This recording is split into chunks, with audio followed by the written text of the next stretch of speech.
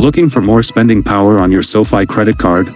A credit limit increase can lower your credit utilization and help your score, but how do you get one? Welcome back to Guide with Samuel. SoFi typically uses an automatic or soft pull process for increases. This means they periodically review your account and may offer you an increase without you asking and without a hard inquiry on your credit report. The best thing you can do is demonstrate good habits. Use your card regularly, pay your bill on time and in full each month, and maintain a low credit utilization ratio. That's the percentage of your limit you're using. You can also check the app. Sometimes, there's an option in the card services menu to request a credit line increase, which will tell you instantly if you're eligible.